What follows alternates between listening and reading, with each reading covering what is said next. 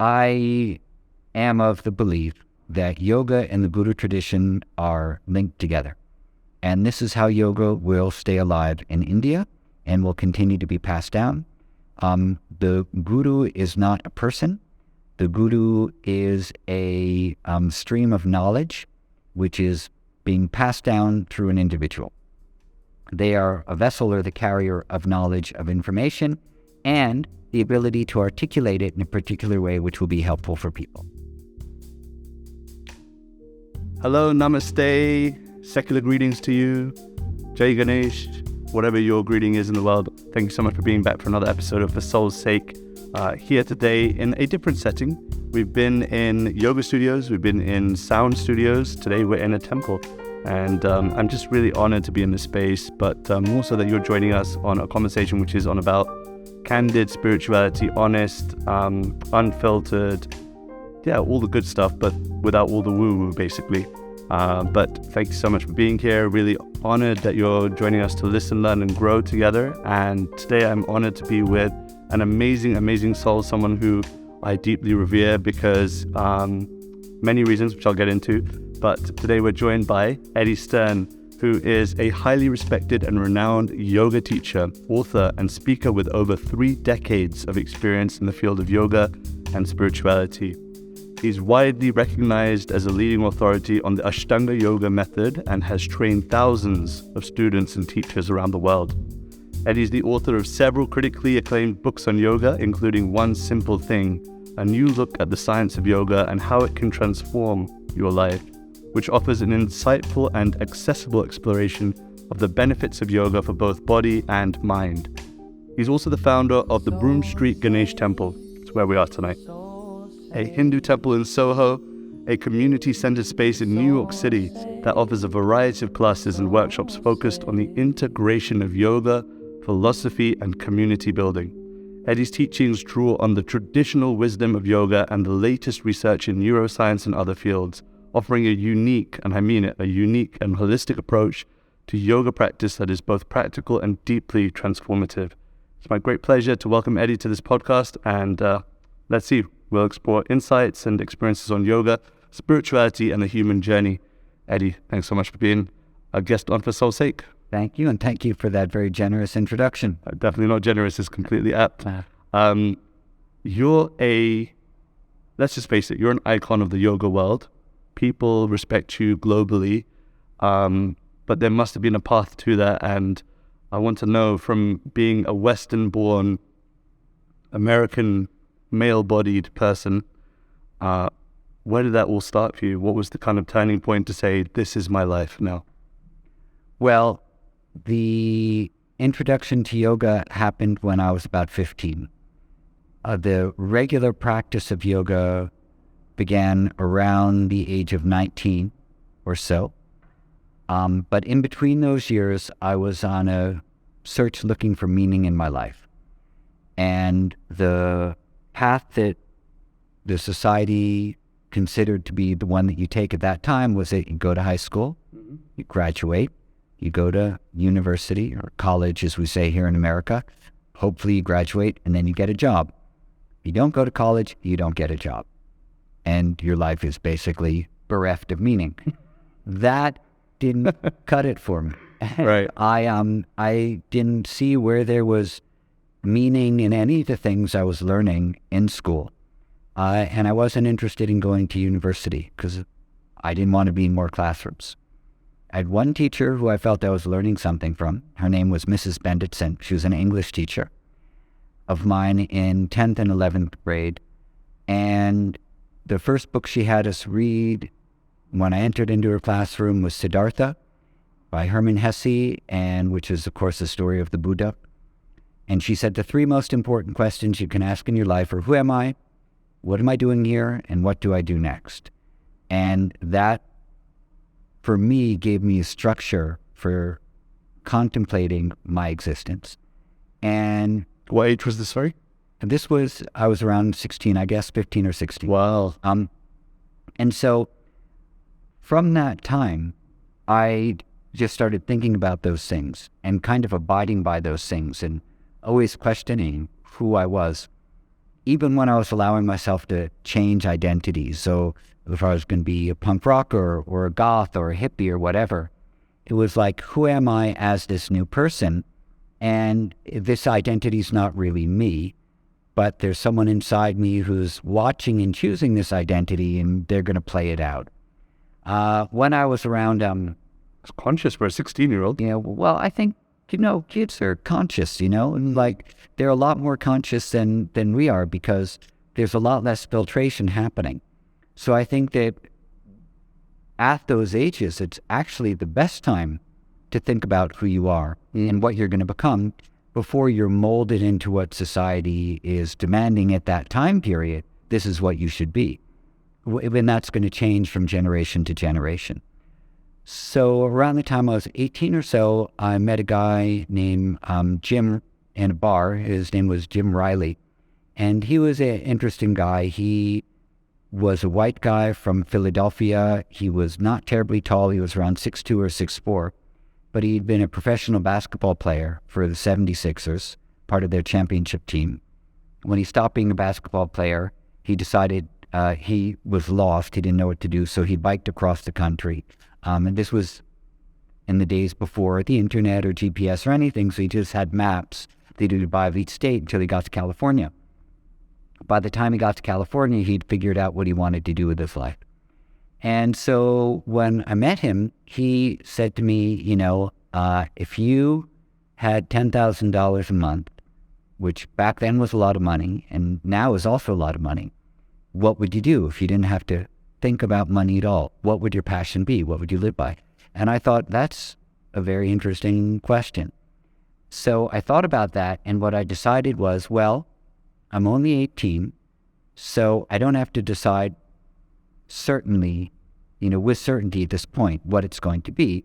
But how about if whatever I'm doing in this moment of my life, I do it like there's nothing else I'd rather be doing? And so that's what I started doing. Just do the thing that I'm doing as if nothing else mattered. That was the most important thing for me to accomplish. So I had those two things. I had this, who am I? What am I doing here? What do I do next? And then I had this idea of passion. And, putting your passion into whatever you feel your purpose is in that moment. And then shortly after that, I found yoga. And then when I found yoga, all those ideas coalesced into, here's actually the thing that I want to do with my life. And I was 20 at that point. And so with that feeling of, here's the thing I'm going to do with my life, then that was it. And then that's when the path started. And then now I'm on that same thing still. So I'm continually on that same thing now.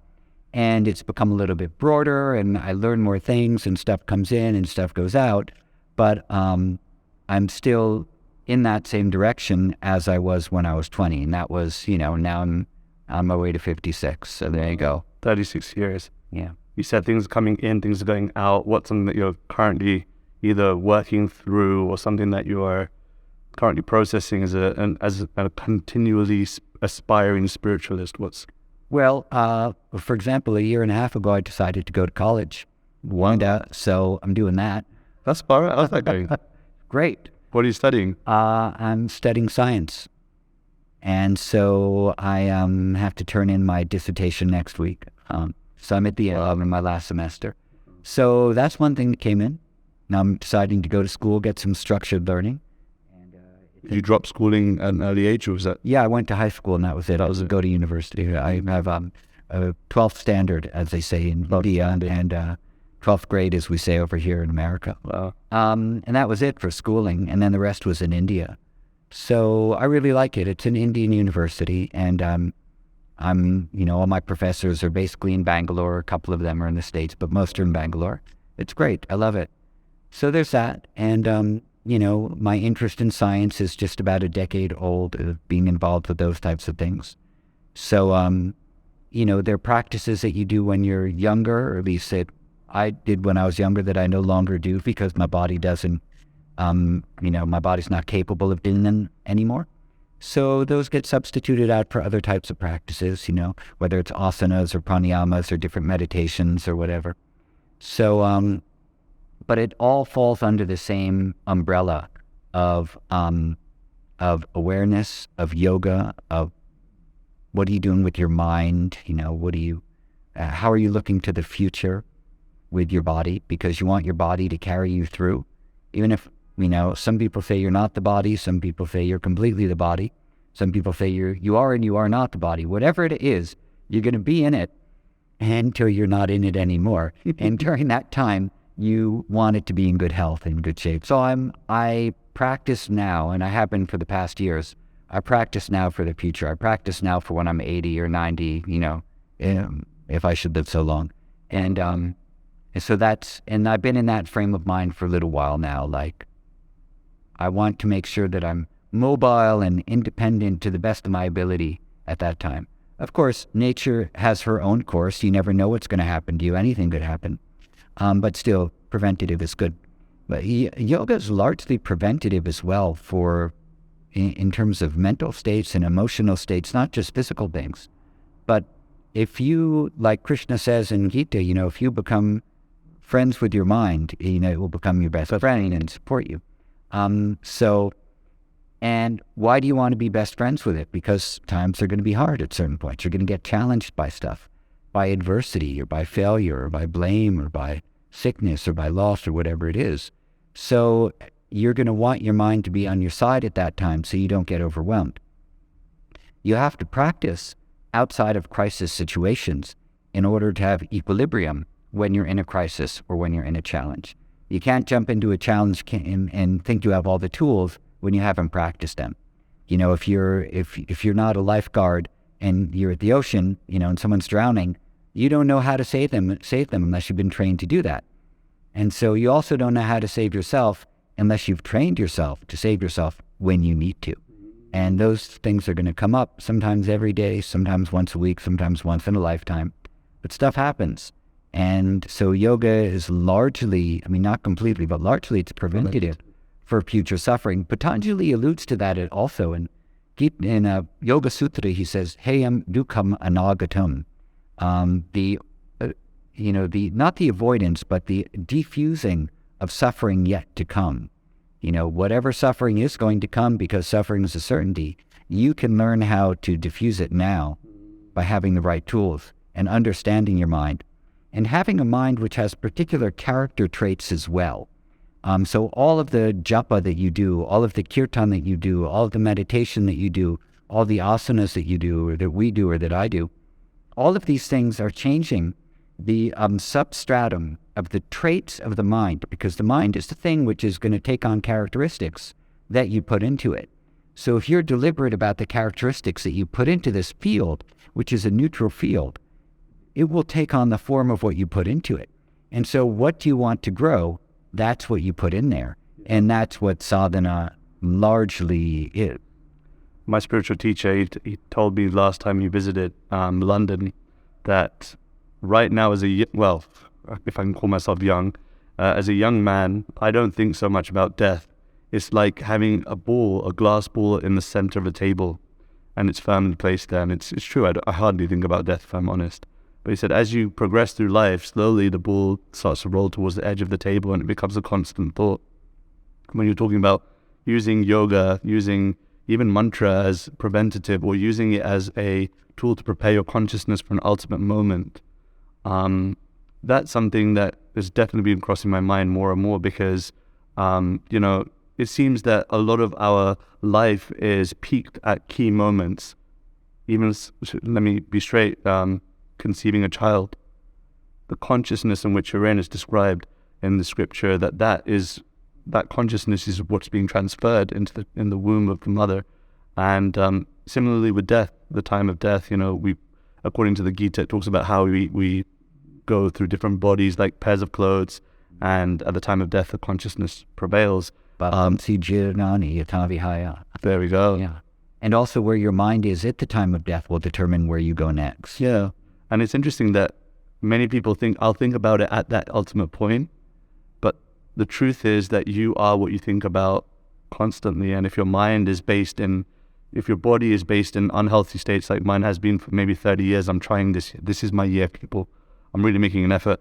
Then eventually the prevention will help. Or even with the mind being strayed at the moment of death through chanting, maybe you'll think of something higher. Yeah. I want to talk about your celebrity status, because My personal celebrity status. I mean, you have an influence in the world. I mean, I know you're connected with Madonna. I know you're connected with Coldplay. There is a connection there. Mm-hmm. When meeting people of material status, they've definitely succeeded in the world. What was your kind of method, or what was your kind of approach to sharing authentic spirituality, or even just yoga? How did that kind of come about, or what was the underlying connection there? What was the kind of method of teaching? It was like, Well, the method of teaching is going to be the same for everyone. You give people your best, and you hope that they have a good outcome. mm-hmm. And if they don't, there's nothing you can do. And if they do, then you're happy. So that's all, teaching is teaching, and you can't teach anything, you can't teach something in a special way to someone because you perceive them as being special. That was my question exactly. It's not going to work. Right. And you will become inauthentic. And then those people and probably other people will end up not wanting to study with you anyway because you're a fraud. So the best thing to do is be yourself, teach the best you can, teach what you love, and if you're in awe of someone because you think they're important, they're in the room with you not because they think they're important. They're in the room with you because they think that you have something that you can teach them. Gotcha. And so you should try to do that rather than try to make them, feel special. And kind of in line with that, we're seeing yoga explode across the world, and it has been doing since maybe the 80s and 90s as well. But with that, there's been a lot of, in my opinion anyway, watering down, and just to try and make it accessible and relevant. And that, of course, has its place as well. What's your opinion on that? What's your opinion on making things less, quote unquote, authentic? I don't know what authenticity is. I mean, it's a word that, we use a lot and that I use every once in a while, but authentic yoga, I don't know what's authentic and what's not authentic. I think people can be authentic, or they can be inauthentic. I study texts with great regularity. What I do with my time. And so the yoga texts are where I learn things, and from teachers in India as well. So for me, that's the foundation of yoga. And a lot of the hybrid yogas that you see being taught these days, I don't know a lot about them, and I've tried one or two of them, like a class here or a class there with a friend. And A.G. Mohan often said about these types of things that the proof is in the pudding. And if you do something and it makes you into a kinder person, kinder towards yourself and towards other people, it quiets your mind, it keeps you focused, it helps you to fulfill purpose in your life, etc., then it's probably working, Wow. Something good is happening. And if it's not doing that, if the opposite is happening, then, it's probably not a real yoga system. Now, that doesn't necessarily need to be applied just to modern things. It can be applied to old things as well. There are practices that maybe were taught in the 60s or 70s or 80s that, people thought of as being authentic yogas, but maybe weren't really turning out real yogis. Right. People who were very good at doing things with their bodies. So, it's hard to say. Kind of leaves it a little open-ended and subjective, though, doesn't it? I mean, people are subjective beings, and everyone is going to have their own experience of what they perceive of as reality, and everyone should be privileged to do that, and then not impose their ideas of what reality are on everyone else, but allow people the space to have their own experience as well. And I say reality very loosely because we all know we only perceive an extremely, extremely, extremely, extremely small sliver of perception, which is just a reflection of the grand reality.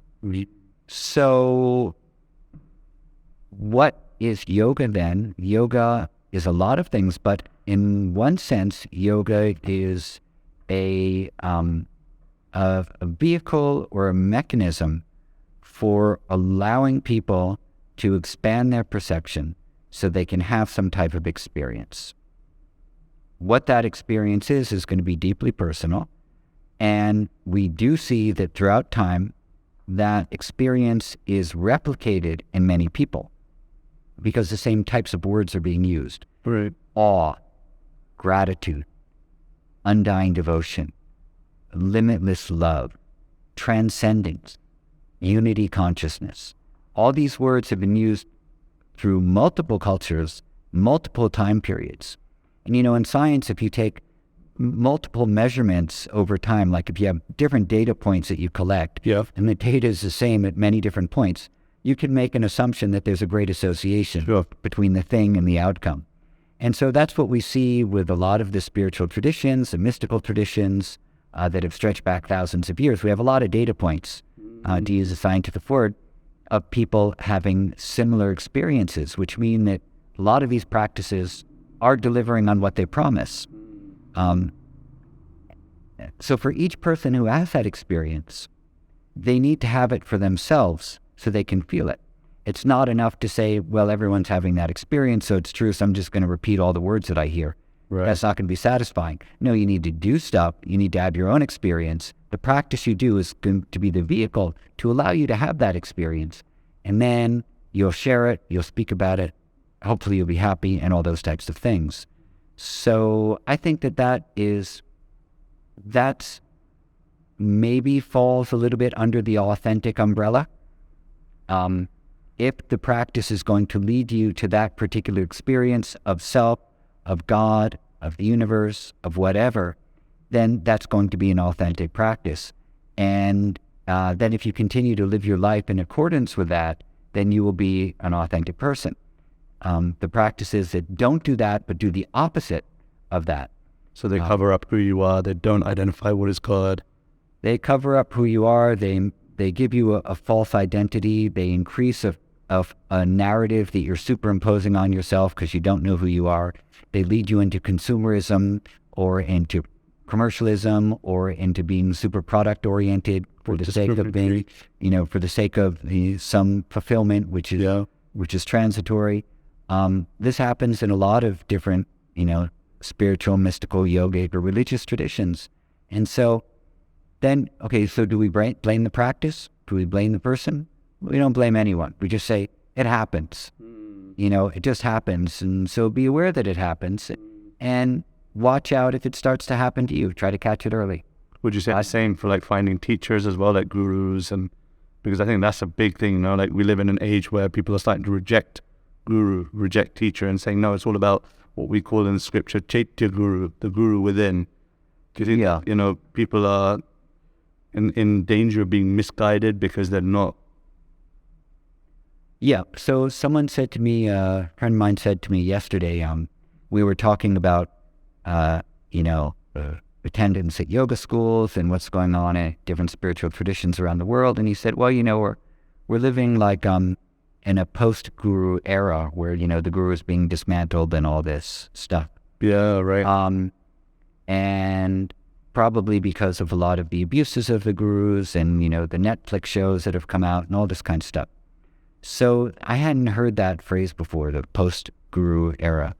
As far as I understand it, the yoga tradition has stayed alive because of the guru tradition, and those two things go together. The guru tradition and yoga tradition are hand in hand. Who has passed down yoga for thousands of years are the gurus. And are they all all-knowing and enlightened? No, they're not. Some of them are just very good at yoga, and some of them know a lot about yoga, and that's what they pass down. And this is one of the definitions of guru. You've mastered a certain thing. You haven't necessarily mastered everything, but you've mastered this thing, and you can pass it on. And there are lots of examples in lots of cultures of great teachers and great, carriers of faith who their lives were not perfect in other ways. And in fact, sometimes their lives were immoral in other ways. And now I'm not speaking about any present teachers. I'm just speaking broadly, very broadly. Yet there was something inspiring that was transformative for culture, society, or the time period that they lived in. So, okay, let's just leave all that aside for a moment. In terms of the Guru tradition, I am of the belief that yoga and the Guru tradition are linked together. And this is how yoga will stay alive in India and will continue to be passed down. The Guru is not a person. The Guru is a stream of knowledge, which is being passed down through an individual. They are a vessel or the carrier of knowledge, of information, and the ability to articulate it in a particular way which will be helpful for people. And also, we see in Patanjali Yoga Sutra that when there is purity in the mind through shaucha of a teacher, then the words that they speak will land in the hearts of the devotees and their lives will be transformed. That purity of mind is not there, then the words won't transform. So if you have a teacher, and whatever they are as an incarnated being, whatever, but if their words land in your heart and you become transformed, that means that they have the capability of transmitting something through their words or through their actions or through something that is going to affect you and then keep that teaching carrying on. You've entered into their stream of knowledge and now you are part of the stream. So now in America, I do not believe that the Guru tradition works for Westerners. I believe this is, and again, I could be wrong about everything I'm saying. Yeah. Usually I am, just as a disclaimer for your podcast. I'm usually wrong about everything, which is why I keep talking. So I think that the Guru tradition is an Indian cultural phenomena. How interesting. And that's where it works. How interesting. I do not think the Guru tradition works in the West for Westerners because we don't have the mindset for it. Culture's so different. We don't understand it. And so I've said in the past, and I'll say it again, I think a good model for us to try to follow here is spiritual friendship, not try to be gurus for the Western yoga teachers. But that doesn't mean as a teacher, you don't guide people to do things in a way that, according to your tradition, is the correct way of doing things, so the tradition is maintained or the form is maintained or something like that. So, being a spiritual friend doesn't mean that you're not a teacher and that you don't give guidance and that you don't make corrections. It just means that you don't put yourself up on the seat of, I am the guru, because that is not part of our culture. It's not part of our training. Now, people say the same thing about me. I run a Hindu temple. I started a Hindu temple. Right. I'm a white guy Right. in Manhattan who had the audacity to do Pratishtha of Ganesha. So, people probably more often than I know about say, what does this guy think he's doing? So, and the answer to that is, I have no idea. But what I did have was the blessings of my teacher and of the acharyas and the pundits from India who did the Pratishtha. I had their blessings to take care of Ganesha here. So it's not so much that I installed a temple and I built the temple and I'm running a Hindu temple. No, what it was we give you the blessings and the necessary initiations and the necessary knowledge to take care of Ganesha here. You can take care of him. Wow. That's what you can do. I'm not a pundit. I'm not a priest. I don't do rituals on behalf of people. I don't do any of those things. I'm not taking away anyone's job or livelihood. All I'm doing is taking care of Ganesha and the other deities and inviting people to come in here to do that as well. And for the people who live in New York or visiting New York, who are Indian, who are Hindu, then this is a place where they can come and be with their gods and be with their culture. And that's it. So a lot of it is framing, like you can look from the outside and go, oh, he's doing this, that, or the other. But okay, maybe talk to me first. And then I'll tell you, I'm not doing this, that, or the other. What I'm doing is I was given permission because I asked to take care of Ganesha. And that's it. So Incredibly humble, in my opinion. And no, it's not. It's a fact. That's humility, though. And spend a day with me, you'll see how humble I am not. And the same is true with yoga. This is where I'm going. Yoga is a gift from India that we've been given. We have to take care of it here. And we're not taking care of it, if the truth be told. We're not. I mean, look at the consumerism, the commercialism, the branding, the organizations like Yoga Alliance that are putting their stamp on everything. There's a lot of ways in America we have not been taking care of this gift that we've been giving. Yoga it's more than a gift, it's a responsibility. It is a part of an immensity of cultural heritage that we have been privileged to take part in. And so as part of that privilege, we need to take care of it.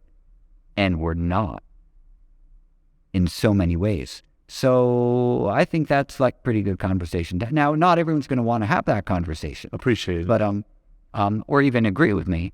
But when we talk about the Guru tradition, that's where we're coming to, that's why it's not our job to be gurus in America. It's our job to take care of this thing that we were taught and take care of it the best way that we possibly can.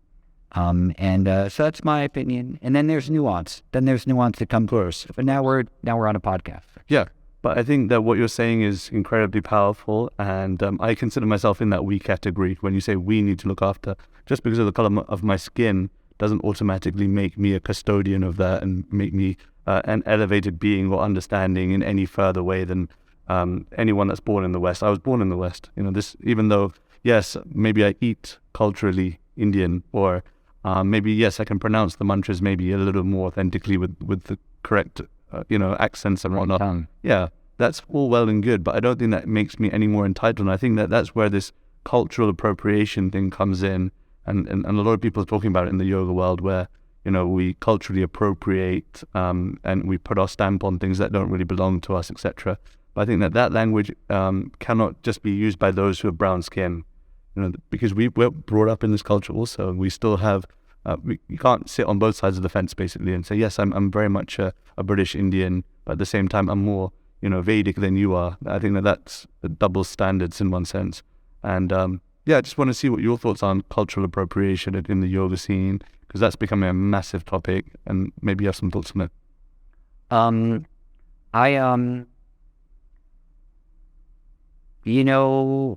The problem with like us Gen Xers and the boomers and stuff like that who started doing yoga 35 years ago was like, we came into yoga at a time when you only did yoga if you were on a spiritual quest. Right. There was no yoga market. Didn't exist. Yoga and Hinduism were one and the same. There was no distinction between those two things when I was learning yoga in the 1980s. Those two things went together. And one of the reasons that we loved yoga was because it was part of Hinduism, and was in Hinduism. They were the same thing. And just like when people who went to Buddhism and they wanted to follow the Dalai Lama, they liked that it was Buddhism because there was some flavor there, some wrath that was drawing them in, So that's what I was taught to do. That's how I was taught, and that's how I was brought up. Yoga and Hinduism. So I don't, so when people have said I'm culturally appropriating stuff now, I don't even know what to say sometimes, because I'm like, I'm sorry if I did something wrong. This is what I was trained to do by my Indian teachers. And so I've made mistakes along the way, and times change, and as times change, you need to become sensitive to what language is being used in the time that you live, and change yourself accordingly to fit in with how times are changing.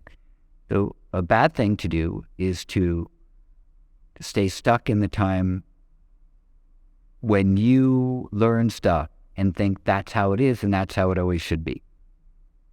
That is not a good way to live your life, because then you live in the past, and then old is gold, and that's not necessarily true, because a lot of the stuff happening back then wasn't good also. Yep. So what I don't really think anything too much about cultural appropriation, because I'm not a big part of that conversation, but I know that it exists, like T-shirts that say "Namaste" in bed or whatever. Like, that's just stupid. Right. I mean, appropriation aside, that's just dumb. Yeah. Whoever's making T-shirts like that, don't. It's just done. Yeah. And so there's a lot of things like that, but there are worse things also. There are things where, magazines like Yoga Journal try to control the yoga narrative, divorce it completely from anything Hindu or anything Indian for that matter. It's a tragedy almost. Yeah, it's terrible. So there's a lot of that thing. There's a lot going on like that, and I fully acknowledge all that. And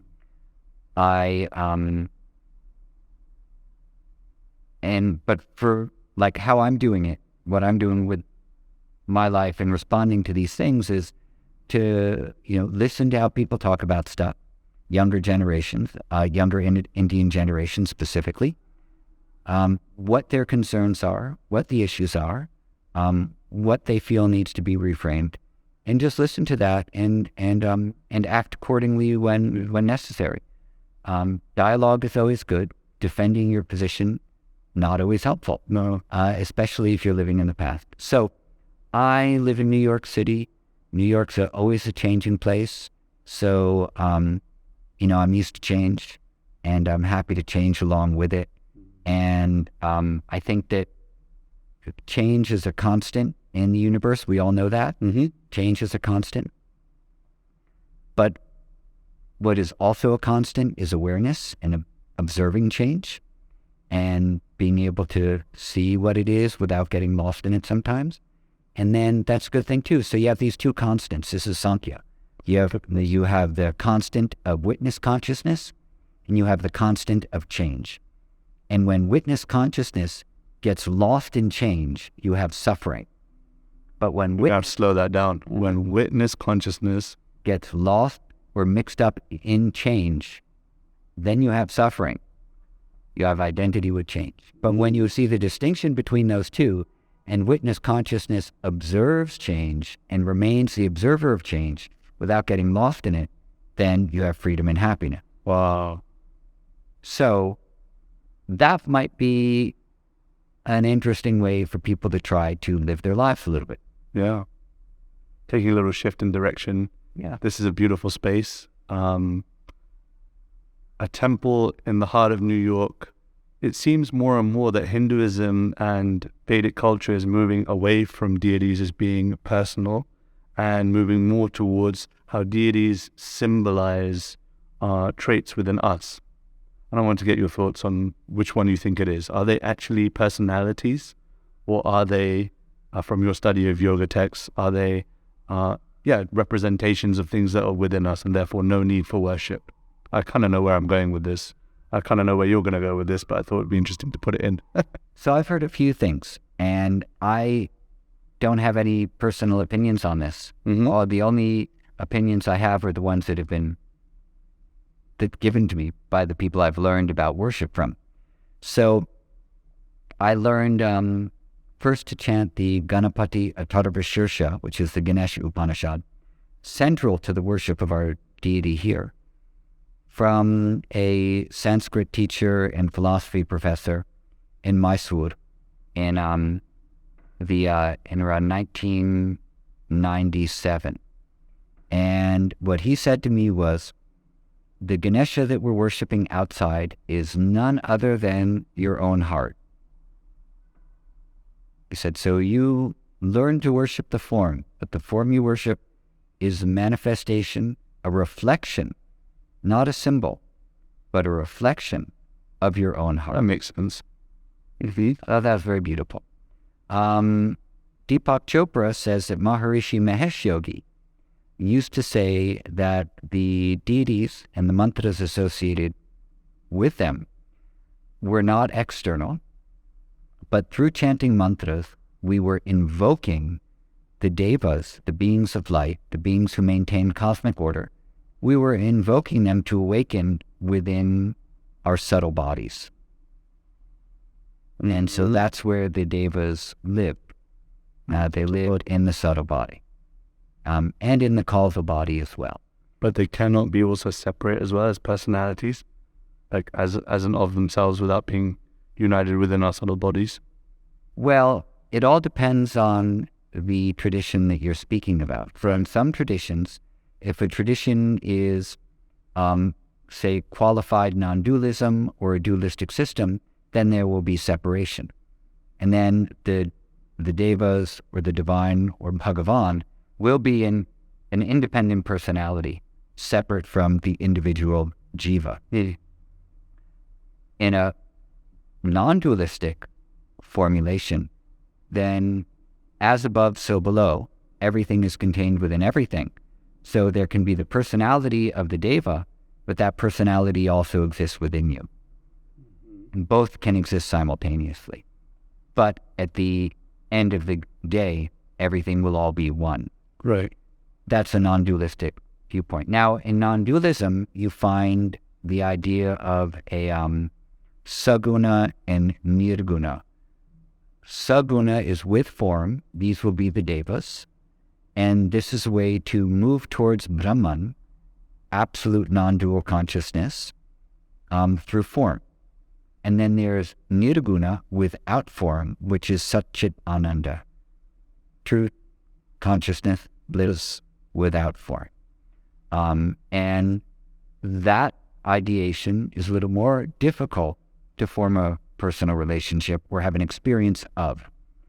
And with form, as Krishna says in Gita, with form will be a little bit easier to have a relationship with, but that they both lead towards the same thing.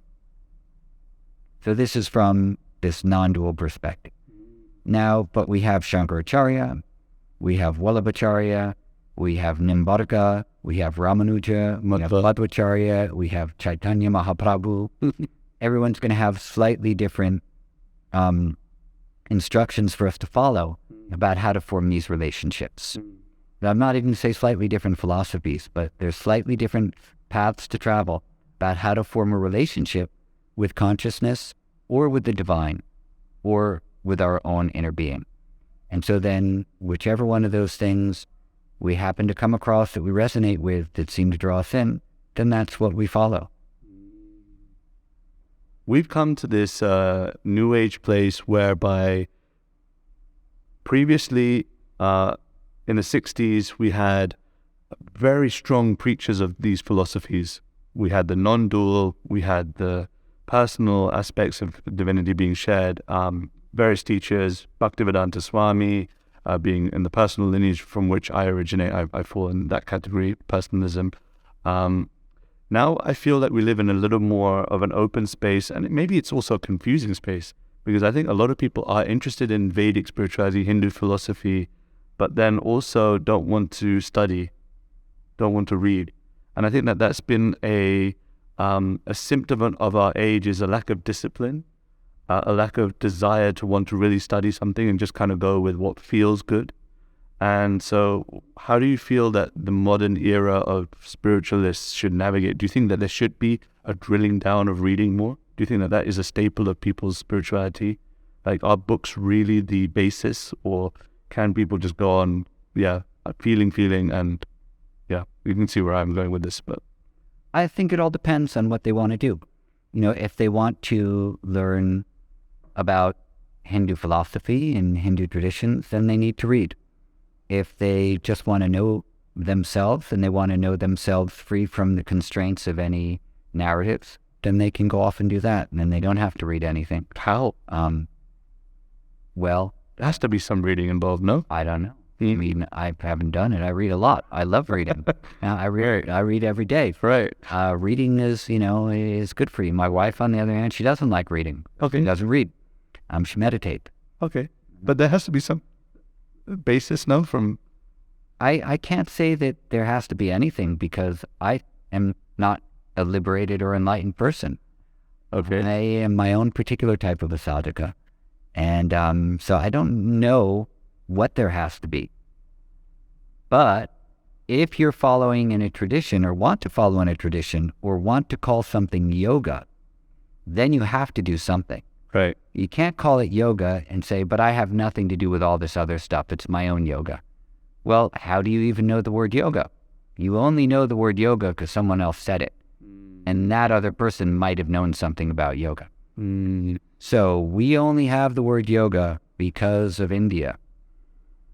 That's a fact. We don't have that word from anywhere else. So if you want to use that word, then you better study. And if you don't want to be involved in any of the things associated with that tradition, fine. Don't use the word yoga. Call it something else. Call it something else. And, the word meditation, that doesn't belong to the Hindu tradition. Anyone can call whatever they want, basically. Actually, isn't there? Isn't there like dhyana? Yeah, well, there is the word dhyana, but... We're in a temple setting, so there's going to happen. There's going to be bells. There's going to be bells. Let there be bells. Yeah, the word dhyana doesn't really translate as meditation. Okay. It's more of something that you're doing with your awareness. It's kind of a defocused awareness. Dharana is a focused concentration, a focused attention, and the dhyana is an expanded awareness where the object remains, but you have a particular relationship with it. The word meditation we see in the Christian traditions and Judeo-Christian traditions. So that's a word from outside of the Hindu culture, been applied to yoga. Social media and spirituality, I'm trying my best to share. I have to try and make things relevant. I have to try and make them accessible. I have to try and make them entertaining. Does the age of social media scare you? Does it worry you that authenticity gets lost? Do you think that it has no place in spirituality? I think in every age there's going to be a shift of the way that information is transferred, the way that teachings are communicated. And right now we live in an age where things are being communicated through this thing called social media. We have Instagram and YouTube and Twitter and all sorts of things like that. There's a lot of interesting stuff being communicated, and there's a lot of stuff being communicated which isn't so good. Or isn't even factual, or isn't even correct, which is why there are so many different types of people who are out there who are debunking the stuff that they see on, YouTube or Twitter or on Instagram or whatever the thing. This person said, but here's why it's not accurate. Right. Okay, but that's no different than what happened in philosophy for hundreds of years before that, where someone would write a book and someone else would write a book saying this is where they've gone wrong. And then that other person would write another book and say, maybe I did go wrong here, there, or the other, and now here are my views on it. So we've always been in these circumstances where there are, there's a trading off of viewpoints back and forth, and corrections of viewpoints and arguing about viewpoints. But we've never been in an age where it's been so easy for anyone to do that. And that's the age that we live in now, where it's immensely easy for anyone to do that, whether they've studied or not studied, or everyone's an expert. Everyone's an expert, or everyone's an idiot, and that's the category I put myself into. So YouTube scares me. Although I love YouTube. Yeah. I mean, it's my go-to. Like, if I want to listen to music, I go onto YouTube, and I feel that YouTube kind of knows me. Knows what I want to hear. And, but I don't like having my own stuff on YouTube because, I know you can turn off comments and stuff like that, but, I don't like negative comments, and I don't like the things that arise from people. Like, things are often not dialogue friendly on these platforms. And I just want to kind of exist in dialogue friendly places where I'm happy to be wrong. But if I'm wrong, I don't want someone to say, you're a total idiot, what's this white guy doing teaching yoga or chanting a mantra or whatever. Like, that's not the dialogue I want to be in. Interesting. So I just kind of avoid those spaces where I'm exposing myself to that. I like Instagram, even though the algorithms are a little bit annoying and frustrating.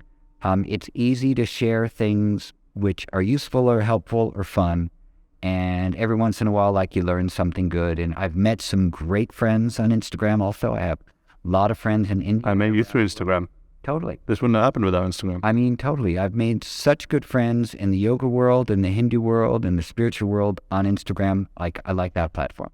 I haven't really engaged in YouTube to have that type of a thing happen. Yeah. But also, I just, anyway, so I'm rambling now. I don't use Twitter, even though I have an account. And I don't use TikTok because I don't have the time. I barely have time for Instagram. But does social media scare me? Only YouTube. The rest of it doesn't. I know what I'm getting you for Christmas. What, a YouTube? Yeah. You can get me a YouTube in a box? Yeah. We'll get you a channel. Let's do some quick fire. You up for a quick fire round? God, I'm terrible at these. Go ahead. One word, one word, one sentence. One word. Oh my God. One word, one sentence. But I'm bad at these myself. So if it rolls on, it rolls on. What's something that you are working through at the moment in your current spirituality? Working through. Something that you're working through personally. Something I'm working through personally? One thing? I've got like a box of things. It could be a box. I don't know. Pass. Next. No one's going to do that. Because it's Eddie Stern, I'm like, okay, fine, that's fine. In short, what legacy do you want to leave behind? Oh, this temple would be nice to leave behind. Do you have a vision for it? Yeah, I'd like this to go from generation to generation. This temple this isn't my temple. This is Ganesha's temple.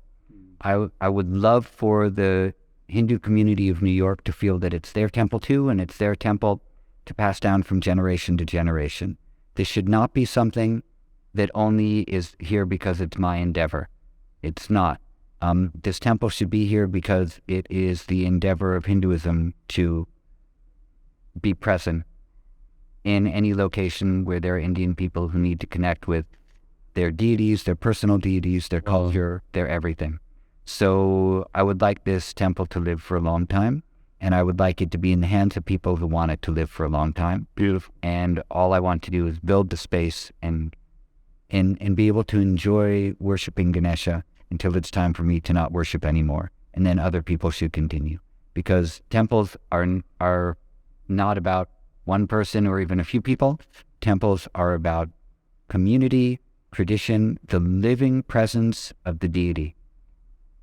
And a temple is a devalaya. It's a resting place of the devas where they come and they remain there. And because they're there, you have to take care of them. You've invited them, now you have to take care of them. Then it's your responsibility to pull in all the necessary people who will continue to take care of them over long periods of time. And so that would be my one real wish for something to have been, not to leave behind, but to have been a part of. Very nicely said. Favorite yoga? Well, that's one word, right? Yeah, one word, one sentence. We'll take it. We'll take it. We'll pass. We'll give the stamp. Favorite yoga sutra? Oh, this is easy. Go on. Vishoka wa Jyotishmati. And this is the meditation on the self-effulgent light at the heart, which is, as I said, self-effulgent, self-luminous, bereft of sorrow, and always present. Love it. Something you used to deeply value in your life, just don't value it anymore. Are these like so hard for everybody? No, you're just a deeply thoughtful person. Like, you're not a shallow person. Like, this is the hardest task I've had, like, almost ever. By the way, not to say that all the other guests have been shallow. It's just I know Eddie is. No, that's cool. You just dissed every single person who's ever been on your podcast. Pronounce. I'm not doing that. That's not my intention. Something I don't value anymore. Something I used to value. Yeah. That I used to value.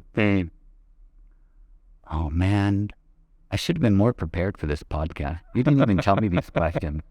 That's the whole idea. All right, pass. Don't do that.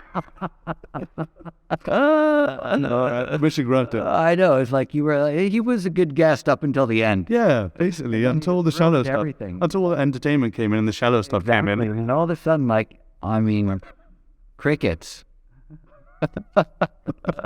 Okay.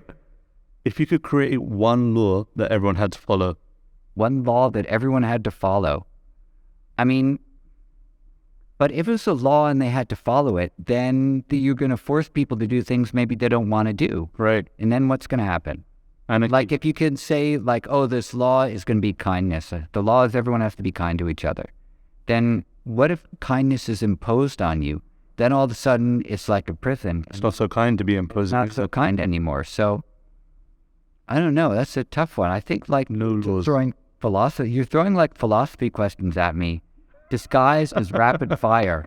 These are like koan, basically. Exactly. I didn't realize that like this was actually going to be, I was going to be meeting with my Zen priest, and you're like throwing koans at me, and I'm failing every koan, and you're going to be like, grasshopper, Yes. you'll be like, grasshopper, go back and meditate for another 12, go sweep the temple floors for 12 more years, and come back and try to pass these tests again. We'll do this again a year from now. I know, give me 12. That's why I'm here in the temple, just sweeping floors, taking care of Ganesha, because I'm not ready for this kind of rapid fire intensity. I just don't know how to, I don't know how to handle it. With that, it was one law that we're not going to do it. That's the laws, dude. The laws you have to choose your laws. Choose your own laws, people. You have to choose your laws. But that's going to cause anarchy anyway. Well, anarchy would define anarchy. Chaos. No rules means that utilitarianism, the peak of utilitarianism, like everyone's pleasing themselves, means that no one's happy because everyone's just trying to be greedy for themselves. I don't think that's the definition of anarchy. Anarchy is not about greed. No? No. We'll have to look it up. I don't remember. When I was a punk rocker, I knew what the definition of anarchy was. Laws are important. Go ahead, look it up. We have internet. Laws are important. The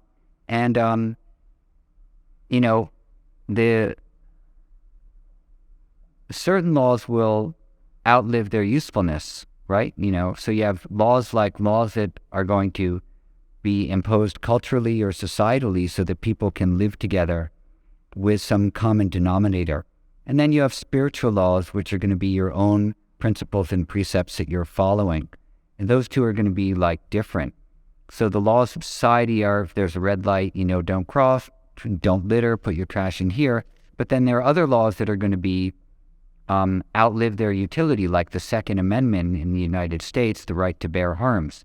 No one needs to carry a gun in America.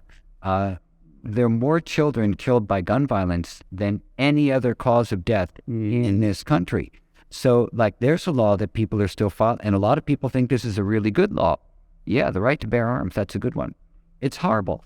And there's no developed country in the world which allows the amount of firearms to be prevalent in public that America does, and we're the only country. It actually scares me to come here. It terrifies me actually to come to the US. Is actually scary because just the amount of violence based on guns that has happened here. It's horrifying. It's terrifying. It's horrifying. So I think about laws quite a bit, actually. I think it's a good question. And so I can't say what is one law that I would say everyone should follow.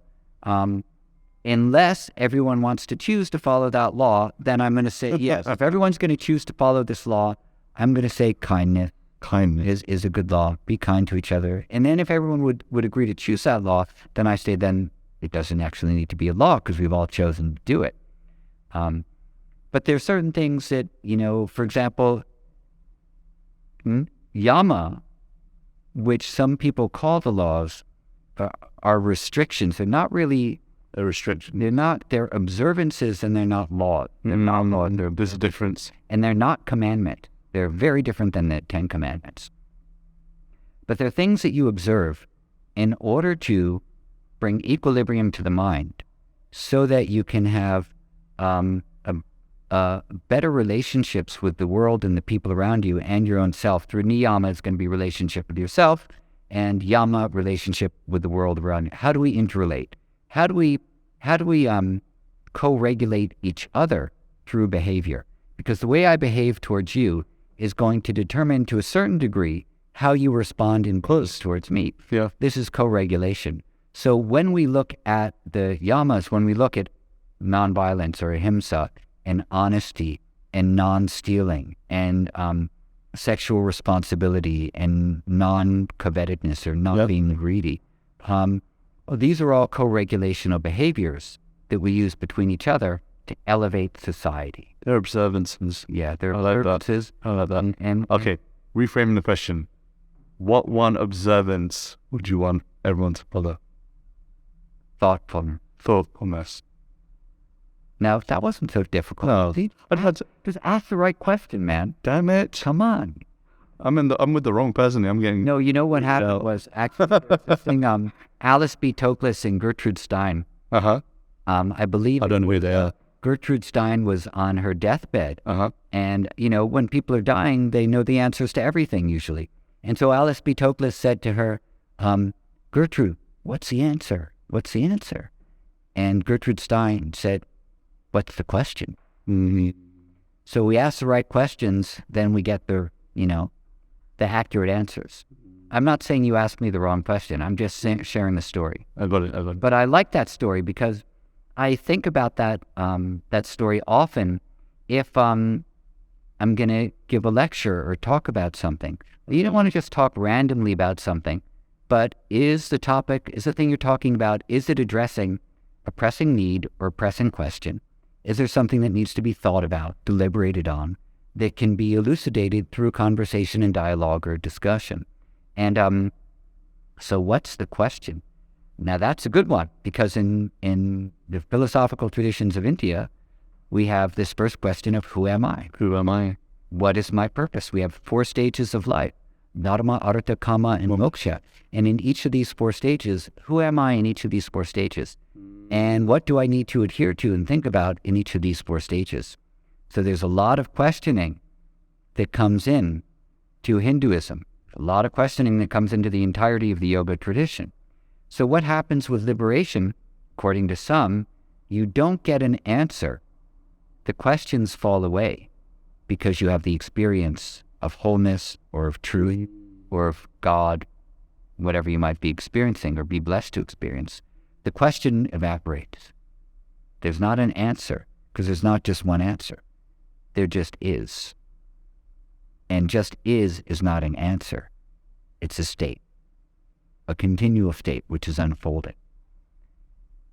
So,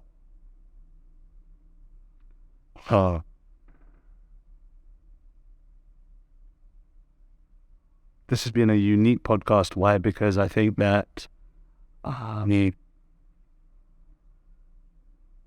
this is not an empty glorification. Please don't think of it as just cheap glorification, but I think that you're thinking about life in different ways than most. And I think that that's really valuable to have that train of thought. And get on YouTube. I think more people want to hear it. I mean, this has been really educational for me and really valuable for me. So I hope it has been for you also as the viewer. And if you have questions, I don't know, are they allowed to ask questions? Yeah, 100%. I love questions. Where can they get? I just don't like giving one-word answers. I'm terrible at that. That's fine. I'm horrible at sound bites. No, they can definitely send me questions. Yeah? Send them to you, and you can ask me them, and then Cool. we'll follow up with Let's do that. podcast answers. Thank you all so much for listening. I hope you had a educational experience as I did. I hope it was insightful. I hope it was thought-provoking. I hope it was... it gave you an insight beyond the shallow nature of the modern way in which Hindu, yoga, Vedic has been presented. And I hope that you stay connected with Eddie. I think he's a phenomenal person, someone that has access to a wealth of knowledge, but also makes it very accessible, in my opinion. So thank you so much, Eddie. Thank you so much for having me on. This is a really enjoyable conversation. It was. And I'll see you all on YouTube. Peace out, everyone. See you on the next episode. For soul's sake, for soul's sake, for soul's sake, for soul's sake.